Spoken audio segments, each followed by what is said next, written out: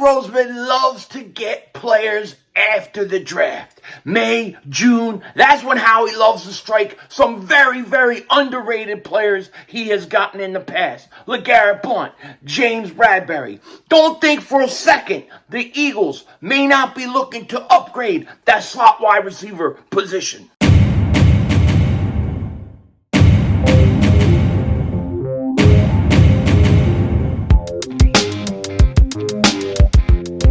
Dallas still stinks. Yo, by the way, King Dingbat here, and hope everybody's having a great day. Hope you guys are doing well. Hope you're hanging in there. The $1 million question is this. What is Howie Roseman planning next? We know he's got something up his sleeve because the Eagles, they love to strike in May. They love to strike in June. They have gotten good players in the past after the draft. Think LeGarrette Blount. Think James Bradberry last year. C.J. Gardner-Johnson. This is what the Eagles do, and there's a ton of speculation right now that it is going to be for a linebacker, maybe like a Patrick Queen or somebody like that. But what if the Eagles don't go defense? What if they go offense? What if they look to bring in another wide receiver to compete with Quez Watkins and Olamide Zacharias, however you pronounce his name? It could happen, and we're going to talk about a few guys who may be out there. But before we get into it, if you're new to the channel and you like the content, make sure you hit that like button. More importantly, make sure you subscribe to the most censored, the most throttled, pause, Eagles content creator in all of the internet. And if you've been subscribed for a while, I just want to thank you for all the support you guys give to me. It truly means a lot. A few things I've got to say before we get into this. First thing, congratulations to Joel Embiid. Joel Embiid won the MVP, and it was well-deserved and probably a year late. Should have won it last year, but he finally won it this year. Joel Embiid is definitely my favorite 76er right now, currently on the roster, and he's already in my top 5 of all time. I absolutely love him, and I just wanted to congratulate him on winning the MVP. The other thing, I know a lot of you guys are looking for it. I know what you want. The Howie Roseman apology video. You're looking for it, and I just gotta say, it's coming soon. It's coming. Matter of fact, I should have it, should film it tomorrow. It will be filmed tomorrow, and it will be out either Thursday or Friday. So we are filming it tomorrow, and you will get that soon. The official Philly 500 apology video to Howie Roseman after having 3 great drafts in a row. He's earned it, he deserves it, and I'm going to give it to him and all of you's pause. You know, I'm going to give it to you. It's like Joey Shakes takes people's wives. No, not that bad. But, you know, Joey's living a double life, apparently. I don't know what's going on with that. But anyways, what I want to talk to you guys about today is a few things. First, it does look like Patrick Queen is getting shopped by the Baltimore Ravens. NFL Notifications put this out. Rumor, the Pound Ravens are looking to trade linebacker Patrick Queen. The Ravens recently declined the 5th-year option of Queen and drafted linebacker Trenton Simpson in the 3rd round, to which Queen tweeted, "Sheesh." Signals that his time in Baltimore is likely over. He also took, I think, all mentions of the Ravens off of his Twitter or Instagram, whatever the hell he uses. The Pound Eagles are the favorites to trade for the disgruntled former first-round pick. So the Eagles are already the favorites to trade for him. This is no surprise. This is what Howie Roseman does, okay? If he wants them, he'll get them. I have no question about it. Because, you know, they said that DeAndre Swift, when he was out there for trade, Cleveland wanted him really bad. But Howie Roseman was so far ahead of them, they had no shot.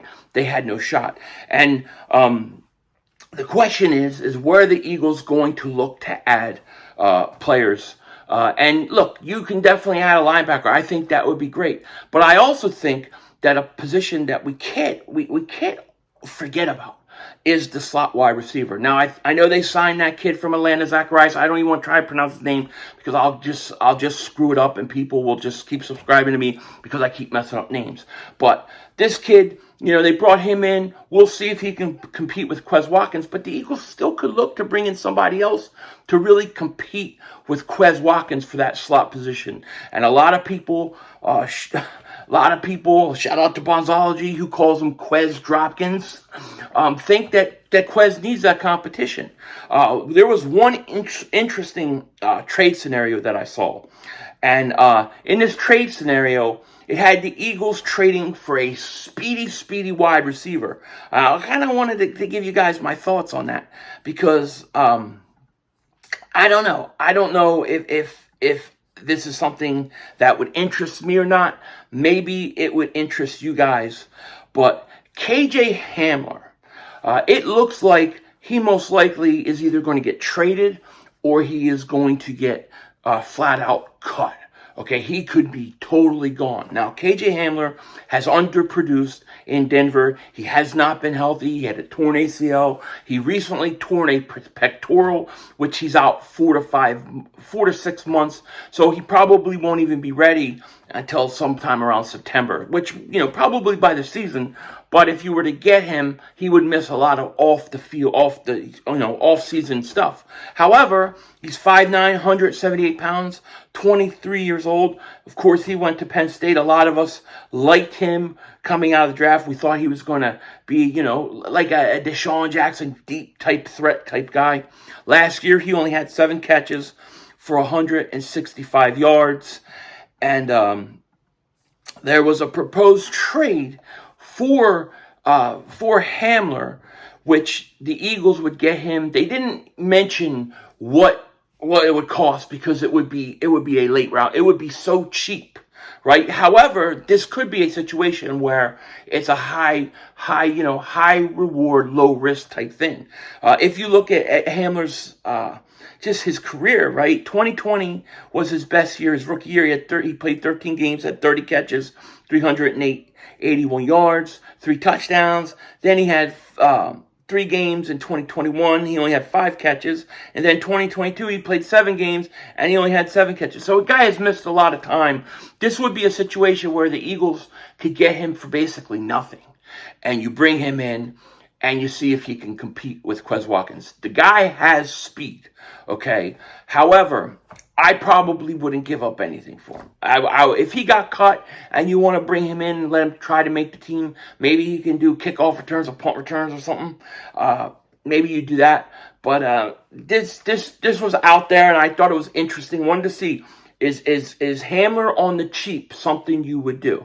I wouldn't even want to give a late round pick for him. I'm not going to lie, because he's just missed too much time. Now, if he gets cut and he's free and you can get him real cheap for 1 year, I'm all for that. But I don't even want to give a late round pick. But I am curious to see what every one of you guys think and what you would do. Would you make a trade for Hamler if given the opportunity, even if it was a cheap late pick? That's what I want to know. Really, the one name, there's a couple names, but one name that really was coming up today because the New York Jets went out and got Randall Cobb. They have brought in Cobb, Lazard. They drafted a guy. So one guy that came up was Corey Davis. And Corey Davis looks like he may be a cut casualty himself. GM Douglas says Corey Davis is a, quote, valued member of the team, but there's a business aspect to football, which basically he's hinting he's probably not going to be around. Now, this was before the draft, and then, they signed Randall Cobb today, so it looks like Davis is probably on his way out. The question is will he get traded, or will Davis get flat out cut? And the reason he could get cut is this. Davis is due $10.5 million in base salary for the upcoming season.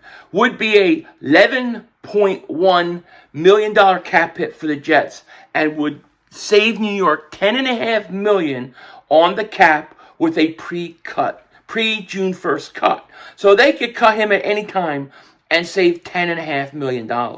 Now, Corey Davis, first round pick. I liked Corey Davis coming out. I thought he was going to be more than what he's been. Last year he had 32 catches, 536 yards, and 2 touchdowns. Not all that great. Not all that better than a Quez Watkins type guy. However, if you were to bring Corey Davis, who's 6'3", 210 pounds, only 28 years old, you brought him in and let him compete with Quez Watkins in the slot, I think that would be a very, very interesting move. I actually think that would be a very, very cool move. I would be all for this. The Hamler thing doesn't interest me, to be honest with you, but Corey Davis definitely does. And it looks like he's either going to get traded cheap or he's going to get cut and let the Jets save $10.5 million. It sounds like that's what they're going to do. I think the Eagles, if they could get Corey Davis for 1 year cheap, bring him in, he'll be back with some other, Titan guys, Mariota, and you let him come in and you let him compete with Quez Watkins in the slot. The Eagles can improve their slot. Now, by saying this, let me be clear with my own personal opinion on Quez Watkins. I think Quez Watkins still can play. I think Quez Watkins still can win the slot job, even over a Corey Davis or anybody else they bring in. I believe Quez Watkins can play. Yes, he had some bad drops last year, and they were bad, but I still think Quez Watkins is better than what we saw last year. I think Quez Watkins is highly motivated, and I think Quez Watkins is going to come in and end up winning that job. So whoever you bring in, I think Quez Watkins will beat out. However, bringing in a guy like a Corey Davis or somebody like that is a great idea just because it really puts competition with Quez Watkins. Competition brings out the best in players. Iron sharpens iron, right? That's what they say. I would definitely think about going out and getting another wide receiver if I can. You can't hurt yourself. And listen, and if Quez Watkins comes in and gets beaten out by a Corey Davis, then you know what? You've improved your slot receiver position. You just have no weaknesses on offense. I think Corey Davis would be a very interesting guy. And Randall Cobb being signed by the Jets really tells you that Corey Davis is on his way out. Whether he gets traded or not, I don't know. But I think the Eagles should definitely do it. Not because I don't think Quez Watkins can play. I think Quez Watkins can rebound and will rebound. But I think that competition is good.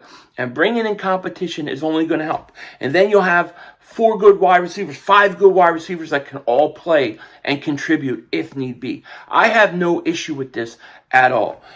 There's a lot of talk about the linebacking position. And listen, if the Eagles decide to bring in another linebacker like Patrick Queen, I would really like it. No doubt about it. But I also believe in Nakobe Dean, and I also believe in Nicholas Morrow. I think those guys are going to be able to play. I think they're going to be effective. Not to mention, we'll see how they use Nolan Smith. I think they're going to use him more as like an edge rusher, but they might use him all over the place. There's a lot of ways to use Nolan Smith. So I tell you what, if I had the choice between a linebacker or a wide receiver, I would like to bring in another slot wide receiver and bring in competition for Quez Watkins. I think it would bring out the best in Quez. I think it would be a good insurance policy in case Quez Watkins can't get out of his own head next year. And it would be a good thing for the Philadelphia Eagles. I also think the Eagles need to go out and figure a way to get a punt returner or kick returner. If they could have somebody that could change the field position in games, the Eagles may score another 7 to 10 points a game. It could be huge for us. So those are the things I would like. The Corey Davis thing really, really, really intrigues me, especially if he gets cut, and it looks like it would be before June 1st, so it could happen relatively soon.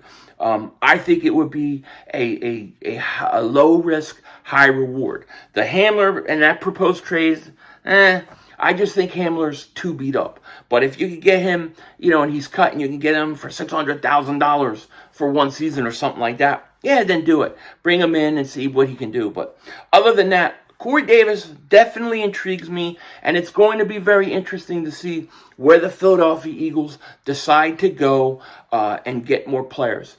I think the wide receiver position, the slot wide receiver specific competition, more competition for Quez is not a bad thing. And I tell you what, I still think Quez Watkins can win it. I still believe in him, but I do like the idea of competition. And competition being not a battle between 2 guys, but maybe a battle between 3 guys. That would be very, very cool. With that said, take care. Talk to you later. Of course, don't be a dingbat. Remember, it's how we vision. We're all just living in it.